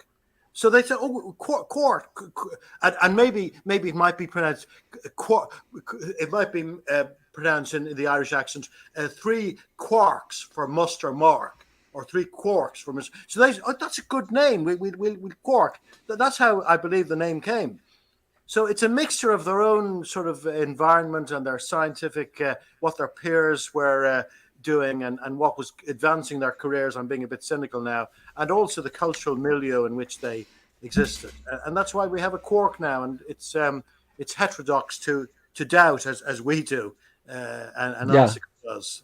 Oh yeah, I think it's an interesting one too. Is strings? Strings is one. I Yeah. remember, and when I was in California, I lived there.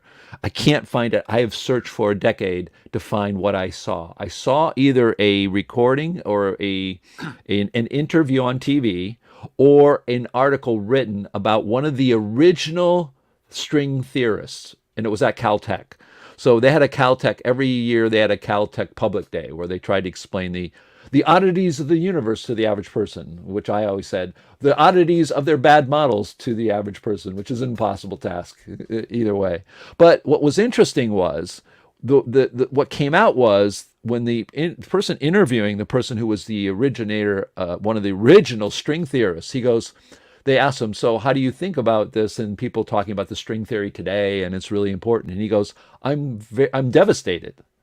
And the reporter goes, well, why? He says, this was an exercise, a mathematical model, an exercise. It was never, and was by us repeatedly stated, that this was never to be ever construed with physical reality. They said all they really wanted to do, which I think was an absolutely meritorious objective, was can we build the universe mathematically, nothing physical, from one thing? What would that one thing be, and what would be the minimal attributes we could have? And he then saw, I don't know, are you familiar with Monty Python's Life of Brian? I know a bit about it. I'm not terribly familiar Well, with it. they used to when I was in college. It was in the late '70s, early '80s. One of my friends was in sociology class, and they required them to see it because it's a study in sociology. So you have Brian, who's a fictitious prophet at the time of Jesus, at that time, and he had fallen down. The Roman soldiers were looking for him. He had fallen down into this line of place where all these prophets were. They are all with their ideas of what the real universe was and the philosophy or their gods or whatever. And they're all standing there preaching, and they're all competing to have followers, right? So he falls down out of a balcony on top of one of these guys, jumps across, and he's standing there on a place where he has to start talking like he's an evangelist of some religion or philosophy. And the Roman soldiers see him, so he has to start talking. He starts talking about, and this will happen, and give people food, because if they need it, they need to eat. And then he would say about the fly, and then he was making stuff up, and then he finally got a chance to run away. So he's running away, but all these followers started following him. He didn't want the followers, so he's running away, and the followers are coming, and he turns around. There's this huge going, Brian, we want you, and because they all of a sudden he had a philosophy, and everybody was following him, and he's running away, and he loses his gourd. He has a gourd with water in it, right? He loses his gourd, and so he's running away, and then somebody in the audience picks up a gourd. Let's do like him. It's a gourd, and then he loses his sandal a little further on. And then another group picks up the sandal and says, no, it's not the gourd, it's the sandal. So in the middle of running away, this group who's following somebody's philosophy already is fractioned into two different. What the moral of the story is, Brian never wanted to start that. Just like the string theorists, they explicitly said, we do not want people writing theses about this as being real. But that's what happened. And that's kind of what happens in physics as well. Someone comes up with a quark, and then everybody kind of looks at it. Then they come up with a way to try to find it. It's all speculation. They come up with a very terrible engineering way to come up with it. The only person to write about it was Alexander Unsker. There have been people like Sabine Hossenfelder, who leaves the Large Hadron Collider and writes the book Lost in Mathematics. You have all these things going on, and these people leaving, but they continue doing it. They continue building, and they were wanting to build the bigger collider. And so then the other people are saying, no, we shouldn't do it, and et cetera. But that gets me back to what you're saying. They just keep going. Strings. The guy was disappointed in the early '90s. He said, I'm devastated. People are, he says, I see these people like, the life of Brian. The guy, I didn't start a religion. I just started saying a few things and then people started following me. And the next thing I knew, there was this whole generations of people with gourds it's really, as you say, I don't want to bring in the psychology or the culture, but unfortunately, that's the truth, right? I mean, Yeah. as much as we say to ourselves, we can't pay attention. When I asked, it was funny, when I asked people in our group, the NPA, I first started with in 1996, and I asked people, I said, now I've been involved with you, and they opened up my eyes because I wouldn't believe what they say. My Dr. Carozani came to me and says, I've proved Einstein wrong. I said, oh, that's interesting. If it's true, I'm interested. I didn't believe him or know what he did, but I looked at it. So I've always been interested.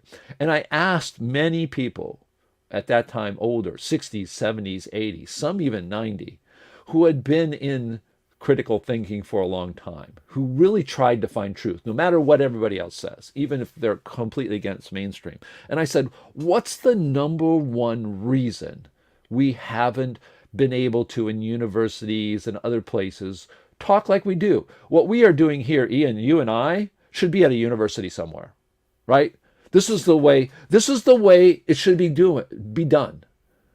This is the way it should be done. And I'd ask all of these people why it doesn't happen that way. You know what the answer was? It wasn't scientific. It was like putting food on the table. That was their There's no answer. money in it. Yes. Because if I want a career and I was making my movie Einstein Wrong, it was in 2005. I was in a classroom filming in an advanced physics class. Some of these kids go into some of the best colleges and physics departments in the country in the United States. And I asked them, would you forego truth to get your position? 50% of the kids in high school said they would. And so if science is based on an emotional need or a physical need to make a living and to have your title, and we don't talk about that, and that is the number one reason the NPA people told me why physics wasn't going forward. We said we shouldn't talk about it. Maybe we should a little bit, right? What is that? So See, it's a human phenomenon, but we're very disappointed because when we see that politicians who are claiming to be out for making the world a better place, we found they're corrupt and so on. We say, oh, right, well, what you expect? Or we find big business, or we find service providers. But science is meant to be, oh, we're only interested in the disinterested pursuit of truth. We're not interested in material things at all, and we're totally objective. When we find that they have feet of clay as well, they're as bad as the politicians or as bad as big business, well, then we're very disappointed.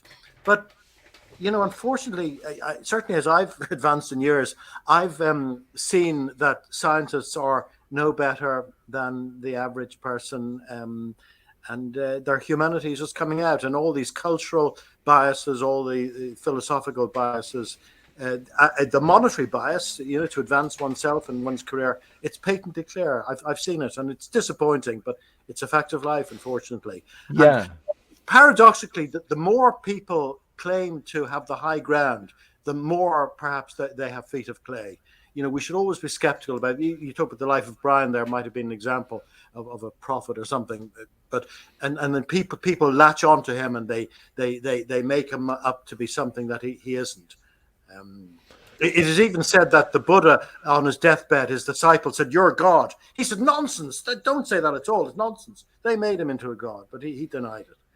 So yeah. I think that's one of the things that I've noticed. The real way to test somebody, if they are a true critical thinker, somebody really trying to find the truth of the universe, is to ask them how much they know, or how can this theory be wrong, or can we be wrong on this? And if they answer the question, oh no, this everything's wrong. We're just lucky enough to maybe try to get some things more right than others. That's really when you find a person that you know is a true critical thinker. Now, I think I had a video in Dissident Science before we started doing these kinds of videos here, where there's a recording of a guy who actually asks Neil deGrasse Tyson straight to his face, could Einstein be proven wrong? His answer was a laugh right away. Now that to me shows right away this guy's a charlatan. Because you can't, the idea of, yeah, everybody can be wrong. Everybody is wrong. It's just that maybe Einstein's more right than the last guy, but can he be wrong? Absolutely. He could be shown wrong. That is the right answer. And is Newton wrong? Maybe a little less in the sense that the equations really work. They are fundamentally shown so much. But even like Einstein's, we don't even use it every day, even though they say it's necessary. But I think that, like you're saying, that is kind of when a person answers, like Buddha, I'm not a god.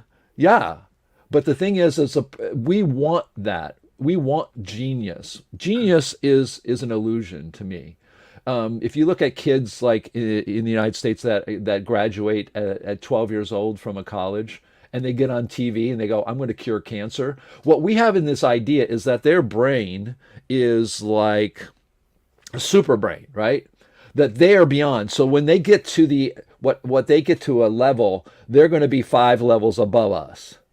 But that never happens. All these savants, these child savants, these kids, and there's thousands and thousands of them, perhaps tens of thousands of children who at a very early age graduated way ahead of everybody else of their age group.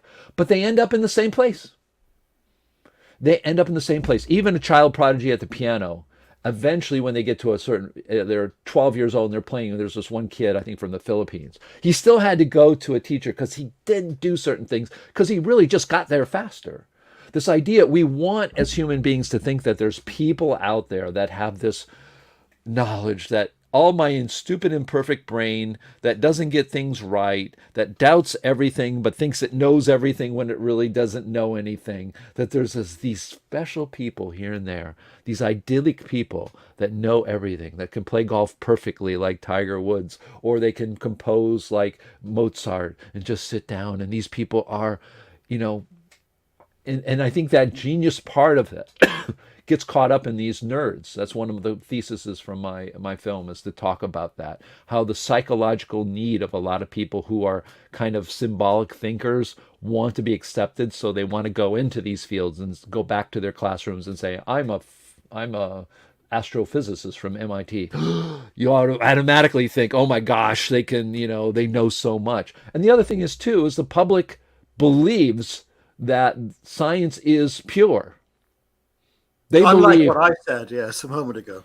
Yes, they believe. When I talk to people, they go, Einstein. I say, yeah, I made a documentary, Einstein wrong. Oh, Einstein's wrong? No, he's right. Everybody knows he's right. We hear that all the time. He says, why would you know that? I said, well, the whole thing is how do you know he's right or wrong? Well, someone told you. Someone told you. And you believe them. Have you checked out Einstein, what he's really saying, and the data and all the logic behind it to really make that decision on your own? No, they don't do that. They literally just accept those kinds of things from those people. They're in awe of it. They say, I could never do that. I have the most brilliant people. These people have been put up on pedestals, which you talked about. The most brilliant people assuring me that they've done experiments and they've analyzed it with their great brains and they know it's correct. Who am I to doubt that? Exactly. And it's funny, people who I know in on YouTube, which are some YouTube channels I watch that have, I'm more of a progressive, a person who likes to see things done for everybody, not just capitalism where everybody just gets everything. Yes, if you work hard and you do stuff, you can be a millionaire, great. But the thing is I watch these and they are skeptical. So when the United States there says they have weapons of mass destruction and they turn out not to be, or like today or just last week, the people in high places are now starting to say, oh, the Russians didn't influence the election, that was made up. Those people who know and are skeptical about that will accept the guy like Bill Nye the Science Guy coming on saying, if it wasn't for relativity, that my phone would be off by kilometers, which is not true. And yet they accept that. And when I talk with the people, they say Einstein's wrong. Oh, well, if he was wrong and you have experiments to show it, this is the average person talking to me, and I've had this conversation many times, then science and the universities would go back, look at that data and change it and tell everybody Einstein's wrong. I said, it doesn't work that way. They don't believe that. They don't believe the skepticism about the scientific community being really corrupted by money, by power, by, the Higgs boson was found. He was pointed the guy in the audience, you did the Higgs boson, okay, we're going to find yours. You're going to get a Nobel Prize the next year. It's just, that's the way it works. They don't think that happens. They really do think that people sit back and talk about it. And that's just not true. There's not true. So I'm reading anybody else in the green room want to come up and make any comments today? Thank you very much. That was the most interesting conversation. Okay. I'm glad we clarified a bit. Yes. We weren't quite no. Contrary to each other as not at all. I think it's really hard for me to believe that a person who I enjoy talking with, who has, especially a bigger picture of things, that we would be in such different places. Again, it's really more of our perspective of where we're looking at. You are looking at the equations in mathematics for real measurable things. That is what floats your boat, as we say. That is what excites you about science. What excites me about it is there a system of physicality that can generate that. And that's what my father and I worked on. That's my bent. Are we in the same place? Are we in the exact same place, most likely, where science is? It sounds like it. Your cutoff places are in the same as mine. You're not doing anything contrary to what I think is happening. And what you said to me is like, yeah, if there's a luminic field and that's what light is, so be it. It's not matter to me. It's the equations. What can we get out of it that matters. So yeah, I appreciate it. And I figured when I put this up and I send out the email, I said, Ian's going to know exactly what's going on here. Yeah. And it's funny, before you invited me to come in, I was thinking of this. I said, David is ascribing too much of an opposition to physicality right. to me, and I might clarify that. So then you asked me to come in, so we Oh yeah, no, it was great. I appreciate it. Thank you so much. Thank you for sure. Okay, because we're coming. Yeah, all right. Yeah, sorry for his time. No.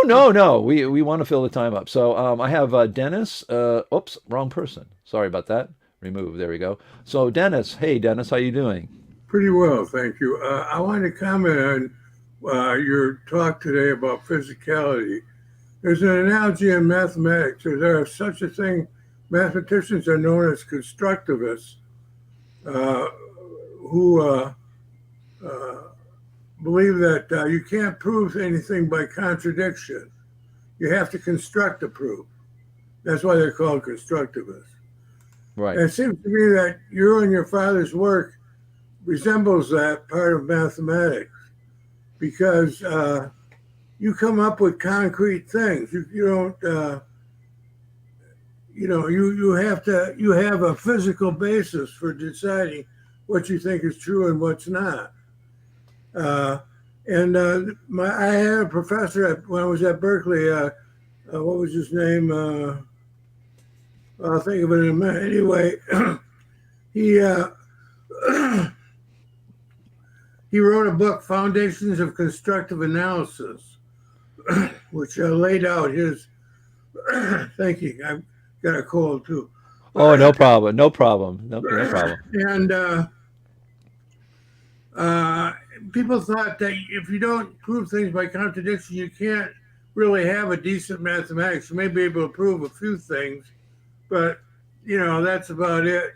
Just a few scraps and so on. But he came up with just about everything, except that he didn't have continuity instead he had uniform continuity. But otherwise, everything went pretty well for him. And that was a valuable part of mathematics because it showed that the proving by contradiction wasn't as essential as what everyone thought. And I think that you and your father's work sort of like that. You've shown that asking for the type of physicality which you like, namely particles and trajectories, you can do a lot with that, Mm-hmm. a lot more than people think.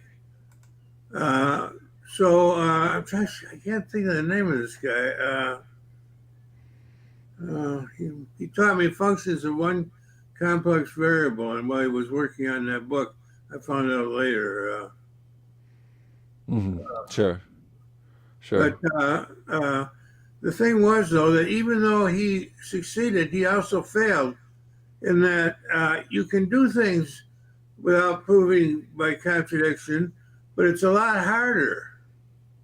And I think the same thing may happen to you and your father's work, is that you can do things that way, but you really have to work a lot harder to get what you get. Mm-hmm. And that's something that it remains to be seen, though. Mm-hmm. Still can't think of the name. Well, that's okay. That's okay. You'll think of it as soon as we get off air. You go, oh, Yeah. now I remember.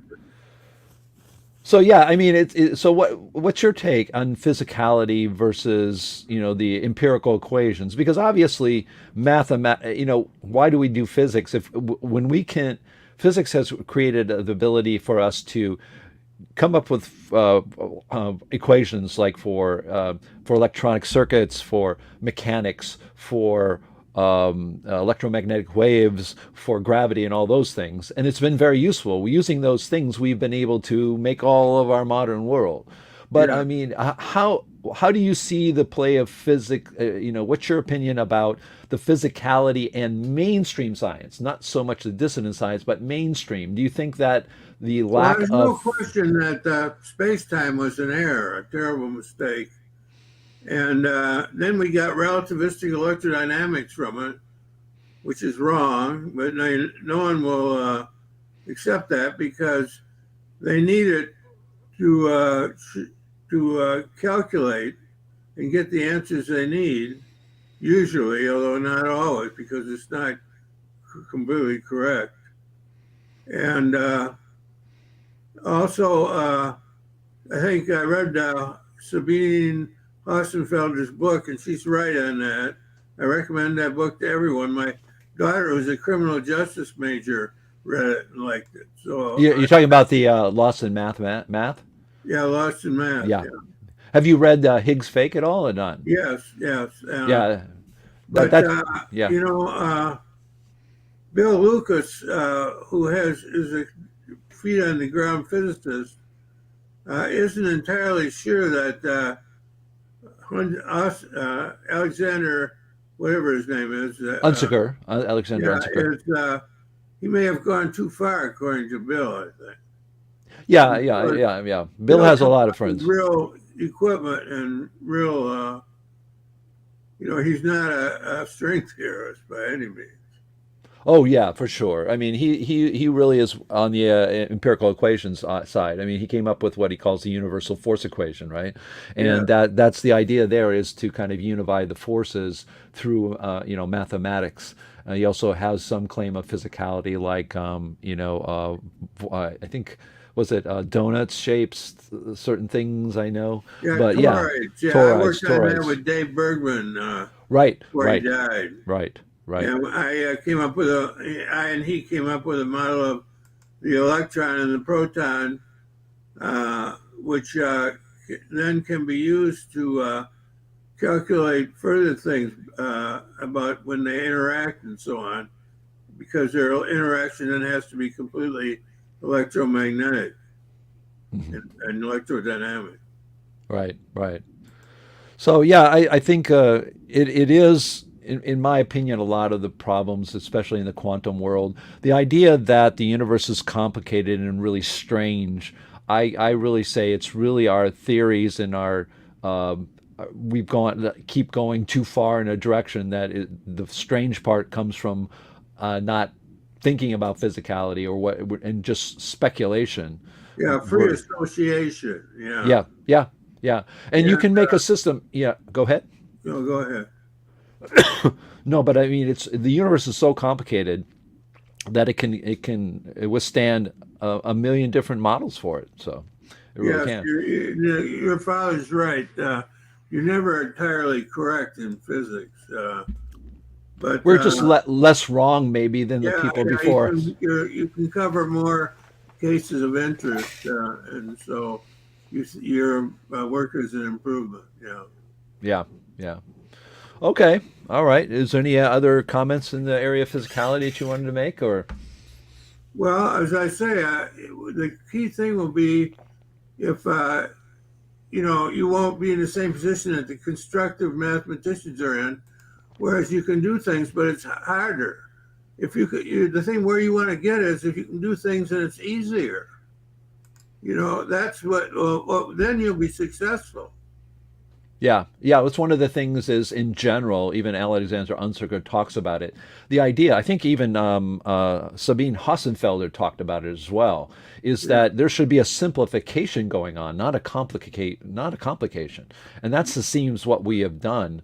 And you get Nobel Prizes by David so and so here in the United States that supposedly went from 21 free variables to 11 or something like that. I mean, it's just absurd. I mean, Yeah. we're just in an absurd world, and we're then trying to impose upon this absurd world the idea of simplification, just like the quark. The quark Well, was the idea. reality is important. I wrote a memoir, The Reality-Oriented Mathematician, by which I meant I'm interested in mathematics, but only as it applies to reality. I'm not interested in string theory. And but you drop back to physicality, which is less than reality, I think. Mhm. And just as constructivist mathematics is less than ordinary mathematics, mainstream mathematics. But it may be that you can show that you get new things that can't come out of the classical theory, and in which case you'll break out of this thing where the constructive mathematicians don't succeed because it's easy. You can do things with constructive mathematics, but it's easier not to, and you get the same results. Mhm. Mhm. Yeah, it's kind of a double-edged sword because you want to. I think all of us want to know what physically things are, but and I think our brains and our emotions will take us in directions because we desperately want to find that out. And I think what happens is we end up a lot of times going down rabbit holes, but we don't have always the ability to get ourselves out of the rabbit holes, like the string theory. I mean, when you have Neil deGrasse Tyson laughing, literally being asked, could Einstein be wrong? And he laughs at that idea and says it's proved millions of times, which of course you can't prove anything. All you can do is support an idea, right? Then he says, right. and then the same thing, he says, where does it break? Oh yes, it's wrong in the very center of black holes, and maybe string theory will be able to help us with that. I mean, this guy is just like, and he's the person who people go, he's in Florida right now filling arenas with people, and he's an entertainer. He's not a critical thinker. Yeah, and it's kind of frustrating when you go up to the average person and they think this guy's a real critical thinker, that when I hand him the Sagnac effect in my hand to Neil deGrasse Tyson, he looks at it and says, oh, this violates special relativity. And he goes, oh, yeah, it does, so we've got to throw it away. No, it doesn't happen. So. Einstein is he sees a fixation in the mind of the public. And he was very humble. And what irritates the public most about most scientists is that they're not humble.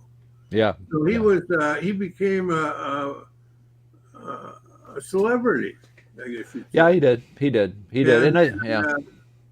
he for example, is Peter Jackson, who I've been exchanging emails with. He was the last student of Friedman Dyson, who almost won a Nobel Prize. There were four men in the project, and he was the last one. You could only have three in a Nobel Prize. So, but he almost won the Nobel Prize. And then he goes on now and talks about the discrete field model, which I've been telling Jim Keen about, where he quantizes fields, Mm-hmm. which Jim is interested. James Keen is interested in quantization of space, time, and matter, and charge, and so on. And he's working in the discrete field model, and but you can't get him away from quantum mechanics. You can't tell him Yeah. that I really, you may be able to do things with quantum mechanics. I mean, we've got hydrogen bombs and neutron bombs, but there's something else might be better. Even though he realizes that that's true, he's too far into quantum mechanics as corrected by himself and his buddies that he can't really think outside the box, I guess. Yeah, yeah. Well, the thing with Einstein, there's two things that happened with him, in my opinion. He became the archetype for the crazy scientist. The guy is in the laboratory. The idea of the hair is that I'm so busy doing my theory, I don't even comb my hair. Yeah. And so if you put in a funky wig with hair that's all over the place and it's white, you're the crazy scientist. That is an archetype. Just like when you put fruit on your head, you're Carmen Miranda. The other thing too is that he willed his likeness and his work to a university in Israel. And after he died, they were making 10 to 12 million dollars off of his merchandising him. And when that happens, money will keep him alive, whether he's right or wrong. And that he lives today in Facebook with 19 million followers, and they make a lot of money off of him still. So unfortunately, you're fighting things that have nothing to do with science, right? With these guys. So Well, I've always believed that Daniel and the prophet forecast the reestablishment of Israel at the end times. I've always believed that does refer. We are in the end times, and that was part of the end time prophecy coming true. And if that's the case, then it's not hard to see. Einstein was the one who basically single-handedly got Eisenhower to make Israel a state, a Jewish state. Eisenhower didn't want to do that, but Einstein and all his popularity and everything succeeded in getting him to do it. And so then Einstein would be a key figure in this prophecy becoming true. well, yeah, I mean, yeah, we want to not talk too much about that right now in this topic, but I mean no, that's okay. No, that's okay. No, Dennis, I appreciate it. Because it is true that the politics of these things, including relativity and Einstein, are absolutely linked with things that have nothing to do with science. But anyways, that's a different topic for another day. So, any other comments before I take you out of here? Or? Well, good luck on you and your father finding a way to get some things out of your theory that can't be gotten out of the current theory. Yeah, it was really more of my father and I was looking at it, and we had really miscalculated what we had, and it's really the four universal motions where you can describe everything. That's what we had, and we're kind of repackaging it because sometimes it takes 5-8 years to tell what you got. You do your own work. You don't even know what you're looking at. You have to be critical about what you're looking at. So that's it. But thank you so much, and thanks for the discussion. It was great to have you on. You're welcome. So thank you very much. And I keep pushing the wrong buttons here. But anyways, we're coming up. We have about 7 minutes left. But one of the things was somebody put in a comment that here it was. Somebody actually made a horrible comment about me as well. I don't care. But laugh. Einstein was not humble. Newton was not humble. Newton was a horrible human being. Well, it turns out Newton, I saw a documentary on his life. He was a kind of a recluse, worked by himself, just worked night and day. He just worked night and day. Wasn't really humble. He just didn't care about much stuff. He had his gravitational stuff he thought about and had the R squared already figured out. Just kind of pushed it aside. Didn't want to publish. He tried to publish. I actually didn't want to publish anything. But then once he got to a certain point, and I think it was Halley who came, or whoever it was that came, found out that he had his equation, had him publish it, forced him really maybe to publish it. Yeah, Newton turned into a celebrity. He did ride the coattails of celebrity, and so that was something that he didn't turn in. Whereas Einstein, from what I can say, I do know a little bit about that because I interviewed a person who knew Einstein personally. So to do that, it was 2005 or 6, and his name was Jack Rosenthal. He was an electrical engineer who worked in the lab at Princeton University, and who went to Einstein's home every 2 months until he died. He and his wife went there. And Einstein was a little bit more humble in some sense, but he did have a tendency to use his celebrity once in a while. Jack Rosenthal did tell me that if Einstein attended your lecture and sat there and he made some chuckle or something like that, then that was considered to be a death knell for whatever you were talking about. But his celebrity was kind of not understood either by himself or other people. Oppenheimer, on his 70th birthday, had given Einstein an FM receiver. John talked about that. And Oppenheimer and all the rest of the physicists at Princeton were kind of confounded at the popularity of Einstein and were not sure why, because of his work. There were other people doing, they thought, much better work. So the story of those men is kind of complicated. So it is interesting. But anyways, I do want to thank everybody again for coming by. We do have our websites. You should check them out. Let me put those up there. Our YouTube channels. You can go to youtube.naturalphilosophy.org, go to our YouTube channel. If you're watching this right now, of course, you can just hit the subscribe button. If you're watching from Dissident Science, again, I thank you both. We have people from all of these watching this live. Please remember to hit the like button, hit the subscribe button. Those things help us, as they say in the algorithms, and it's greatly appreciated. And also, you can give to the MPA as a membership. Let me see. I should have one here. Well, I don't. I do have the two. Oh, I'm sorry. I'm looking for it. I should have it there, but I do not. But if you go to naturalphilosophy.org, you can click on membership. I think if you go to membership.naturalphilosophy.org, you can, in fact, become a member. So that's would really greatly help us. So do go to naturalphilosophy.org. Look at the top there. You can click on membership. And as little as $5 a month or $35 a year, that's our lowest, actually $35 a year, completely helps us continue with all of this work. So I want to thank everybody, and I want to thank Ian and the rest of the crew for manning these other Saturdays. I can't be here every Saturday, but we will be coming up. I'm setting up dates to talk with very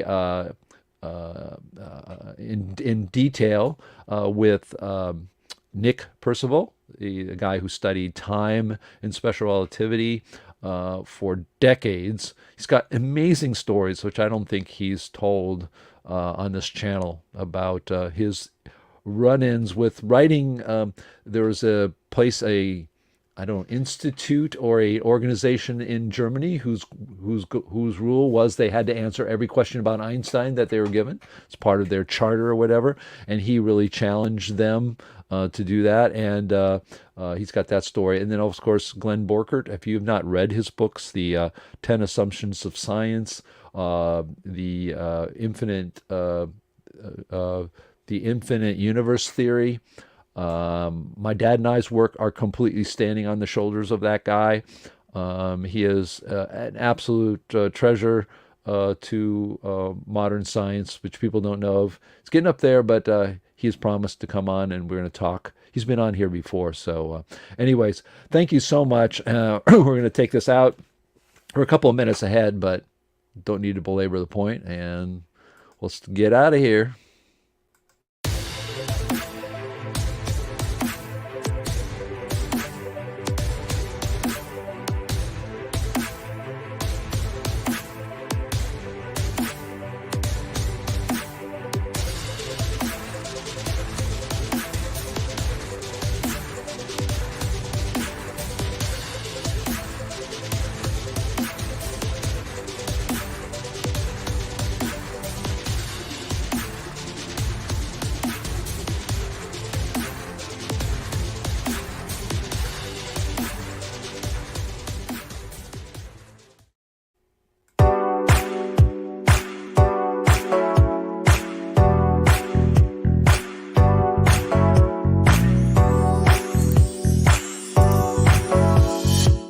Hey, don't take my word for any of this stuff or anybody else on this channel. Check it out for yourself. And remember, stay critical, stay thinking. I'm David de Hilster, your science therapist, trying to get you to the promised land of becoming a critical thinker. Ciao for now.